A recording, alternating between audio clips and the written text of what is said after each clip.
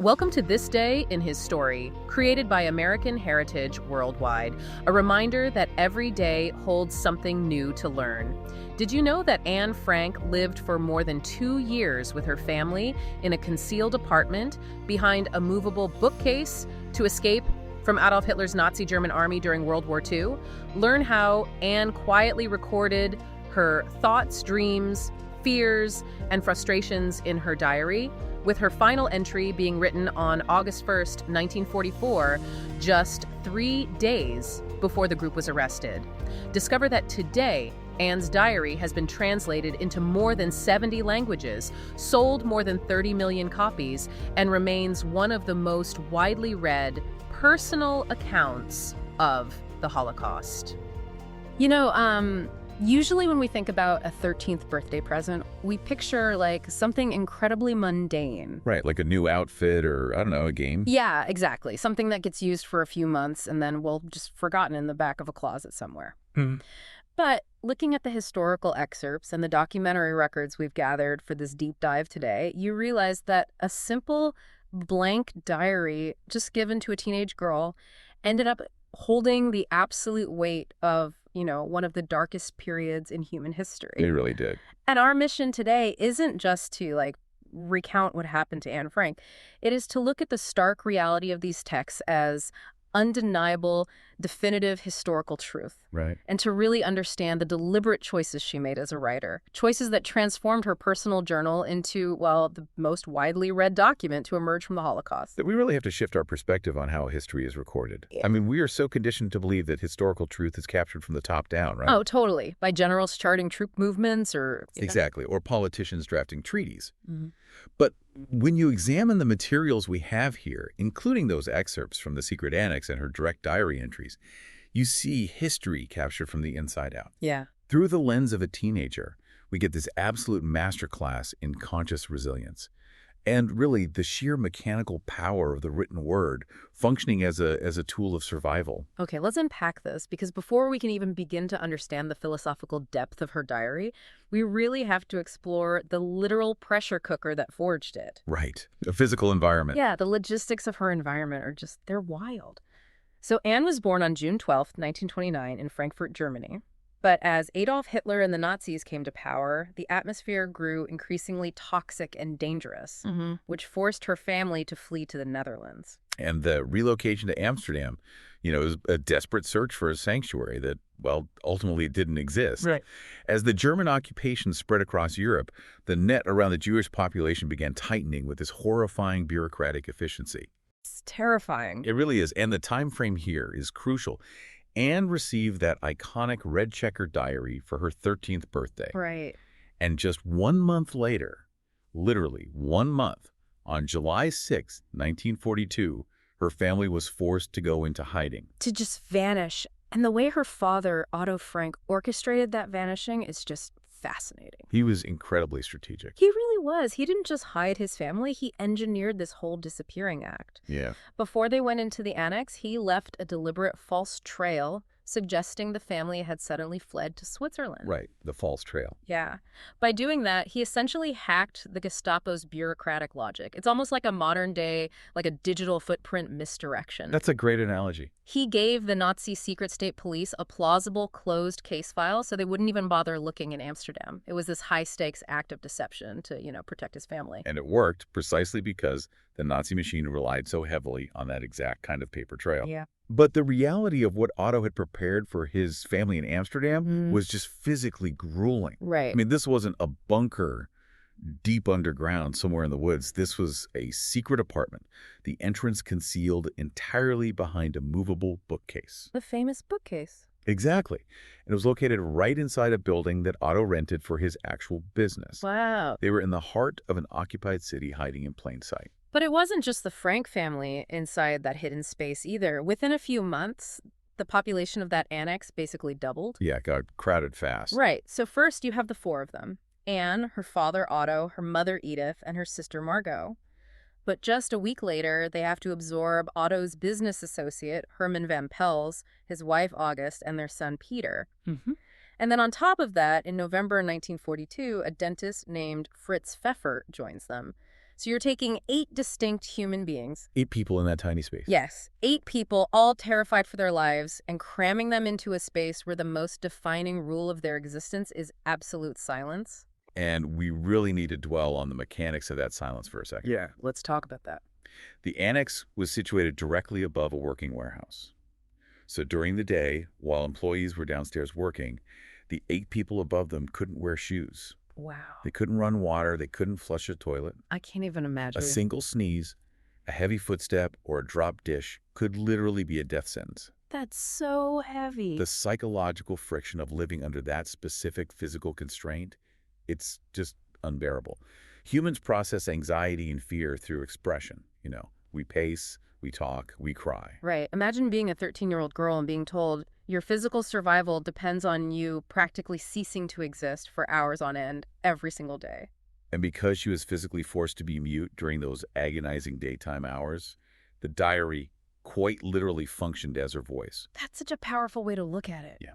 That pen scratching on paper became the only space where she could be loud. It absorbed the shock of that constant suffocating fear of discovery. And the interpersonal conflicts too, right? Oh, absolutely. The conflicts that inevitably erupt when 8 terrified people are trapped together for years. Yeah, and for a long time she was doing just that. Writing about her everyday life, processing her enclosed world, even writing short stories and essays just to pass the time. But Anne hears a specific broadcast on the radio, and here's where it gets really interesting. The March 1944 broadcast. Exactly, the March 1944 radio broadcast.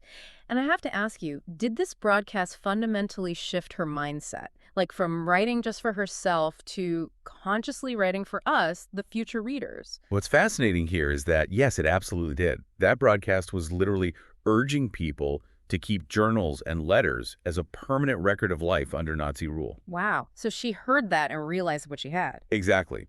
Inspired by that broadcast, Anne actually went back and edited her own previous diary entries. Wait, really? She went back and edited them? She did.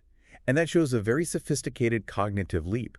When you go back and aggressively edit your own diary, crossing out lines, rewriting descriptions with the benefit of hindsight, refining the narrative flow, you are curating a historical manuscript. That is incredible for a teenager. It really is. Anne realized in real time that her private terror and her mundane observations were a vital historical record. Right. She was consciously preparing a testimony for the future, demonstrating an intellectual maturity that, frankly, most adults never achieve, let alone a teenager trapped in hiding. But she was preparing a manuscript for a future that would be abruptly, violently stolen from her? Yeah, it's devastating. The collision of these timelines, her active preparation for post-war life versus the reality of the secret police closing in, it's just agonizing to look at. It really is.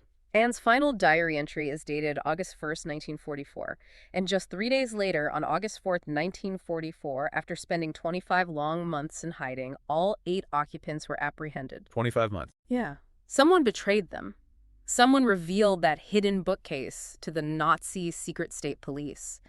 And to this day, the identity of that betrayer remains an unsolved historical mystery. Which is just haunting. The transition from 25 months of absolute, excruciating silence to the sudden violence of a raid. Yeah. It really highlights the arbitrary, chaotic nature of survival. Right. In a single morning, the absolute worst-case scenario they had spent 2 years silently agonizing over materializes. And the timeline following that arrest is just a stark lesson in the mechanics of cruelty. They weren't just killed immediately, they were fed into this industrial system. After the arrest, they were sent to a holding camp in the northern Netherlands. Then, by September 1944, they were forced into cattle cars on a freight train bound for Auschwitz-Birkenau. The conditions on those trains alone. I know. And eventually, Anne and her sister Margot are stripped away from the rest of their family and sent to a concentration camp in northern Germany. And we have to remember, the conditions in those camps were mathematically designed to destroy human life through starvation, exposure, and disease. And disease is what ultimately took them. Both Anne and Margot died of typhus in February 1945. It's heartbreaking. Think about the cruelty of that specific timeline. Surviving for 25 months in a tiny, cramped annex, enduring those horrible freight trains, Yeah. suffering through the winter in a concentration camp, only to die of typhus just weeks before the British liberated that exact camp. It's like running a marathon, pushing through unimaginable pain only to be stopped inches from the finish line.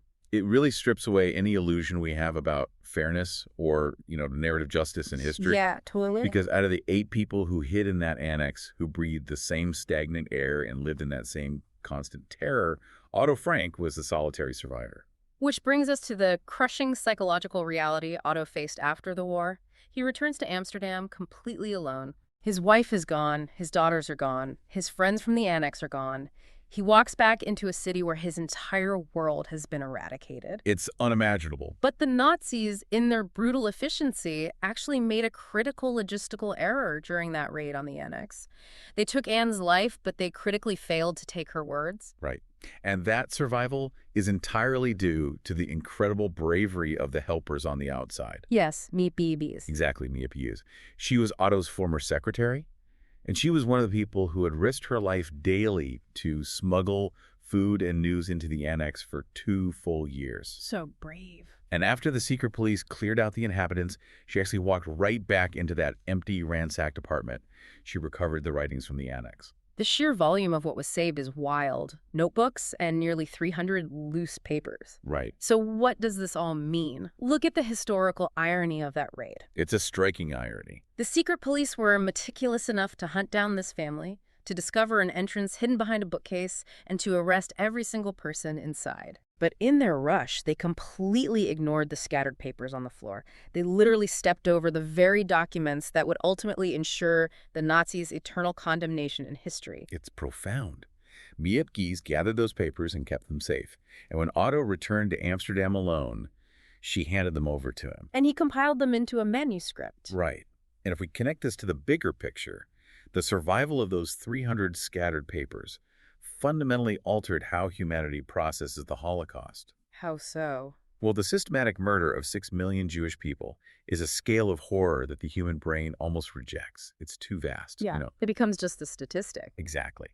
But when Otto compiled those papers into a manuscript, he provided a deeply personal anchor to that incomprehensible loss.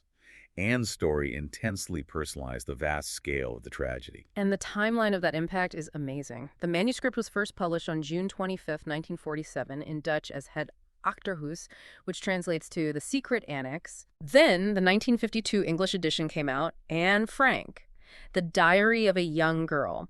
And it actually featured an introduction by former First Lady Eleanor Roosevelt. Which was huge. It was. The impact was global. It's been translated into more than 70 languages, sold over 30 million copies, and adapted for stage and screen all over the world. Because it forced readers out of the abstract viewing gallery of history. It placed them right inside that quiet room with a brilliant, funny, terrified teenage girl. Yeah. You get to know her intimately, which means you fundamentally understand the exact human potential that was destroyed by the regime. And it's that specific human potential that really stands out when you read the primary sources we have here. Absolutely. People often talk about her optimism, but looking at the direct quotes from the source material, it's not just the naive hopefulness of a kid. It is a profound, almost defiant act of endurance, for instance, she writes. How wonderful it is that nobody need wait a single moment before starting to improve the world. I mean, she is trapped in a room, physically immobilized by the state, and yet she is declaring absolute agency over her ability to affect change. That's just incredible insight. She recognizes that improving the world isn't reliant on grand political power or, freedom of movement. Right. She anchors it internally.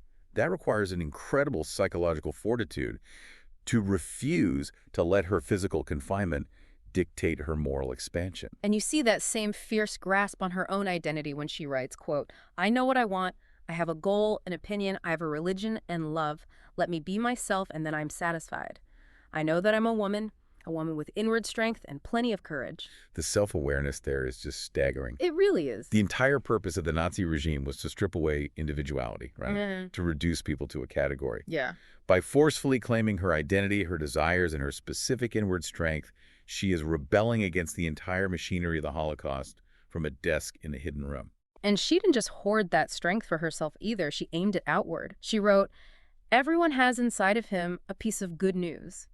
The good news is that you don't know how great you can be, how much you can love, what you can accomplish, and what your potential is. It's amazing. It's totally wild to read that and realize that the person offering us, the future readers, hope and inspiration about our boundless potential is a teenager locked away under threat of death. And it perfectly illustrates her transition to a conscious historian. Yeah. Like another quote in our sources where she writes, "What is done cannot be undone, but one can prevent it happening again." She knew what she was doing. She really did. She understood that documenting the unvarnished truth of her present was the only mechanism she had to protect the future. She was leaving instructions for us. Which makes her ability to find beauty in that darkness almost heartbreaking. There is a line where she states, "I don't think of all the misery, but of the beauty that still remains." Actively choosing to focus on beauty, while hiding from a regime actively seeking your extermination that isn't ignorance of the misery. No. It is the ultimate refusal to be defined by it. It's a survival tactic. Yeah. It ensured her humanity remained completely intact even as the walls closed in. It really is a testament to the undeniable power of simply paying attention to your life. The source material actually poses a very direct question, and I want to pass it on to you, the listener, right now. Do you keep a diary? And why is this important to do?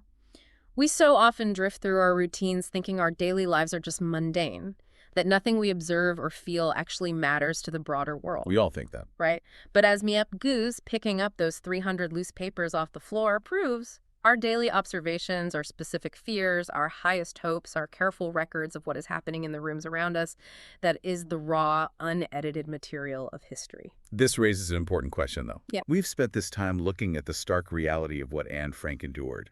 We've seen the absolute cruelty of her timeline and the deliberate way she shaped her voice to outlast the silence forced upon her.